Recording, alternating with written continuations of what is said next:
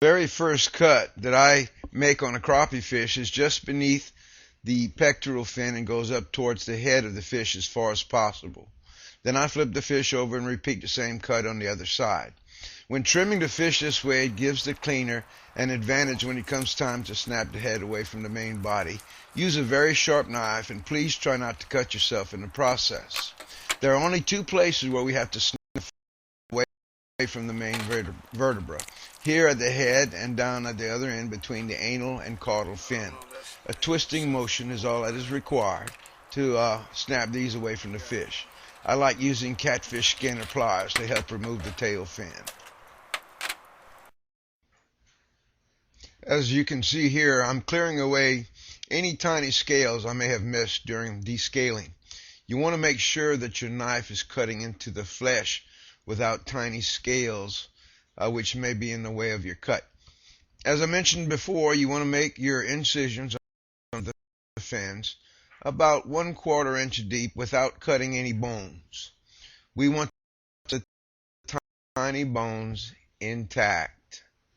After making the incisions along the dorsal fin, as you see here, I then move below to make similar incisions along both sides of the anal fin. Again, it is important not to cut through any bones during this process, or it will defeat the purpose of extracting all of those tiny, annoying bones that no one likes to bite into.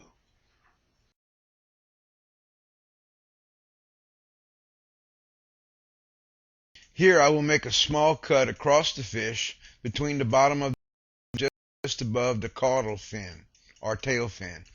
I like to use a pair of catfish skinner, as mentioned before, to help remove the tail from the main body of the crappie.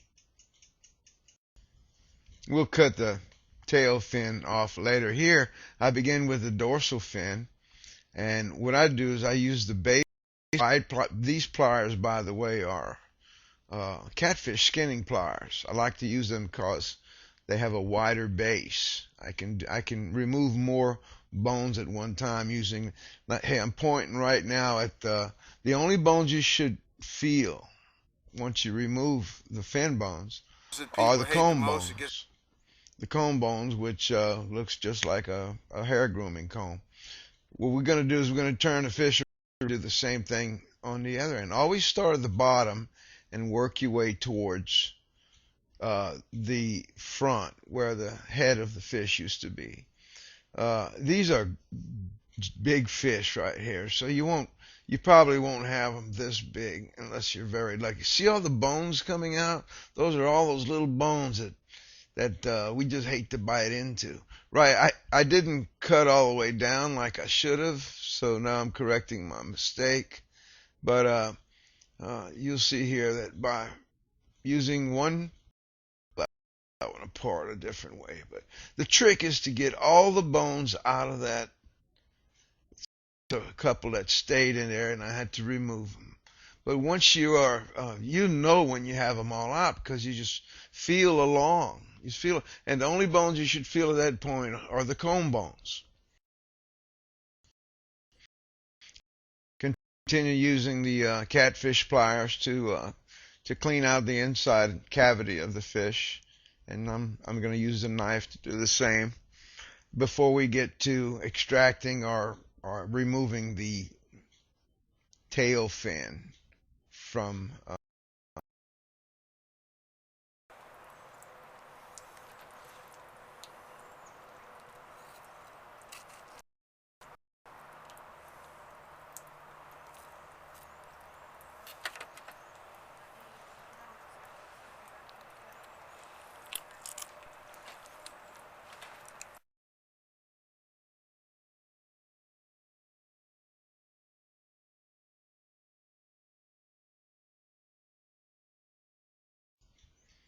I also like to use the catfish skinning pliers to remove the tail fin or the caudal fin, and I just snap it like that and then twist it, and that's the other part that I mentioned earlier of the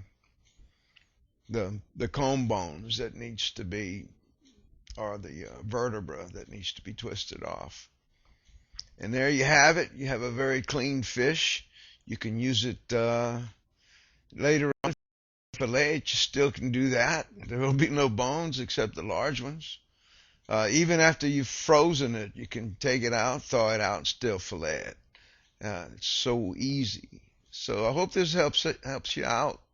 And finally, we'll have a picture of the five all together. Hope you enjoyed it. Catch you later.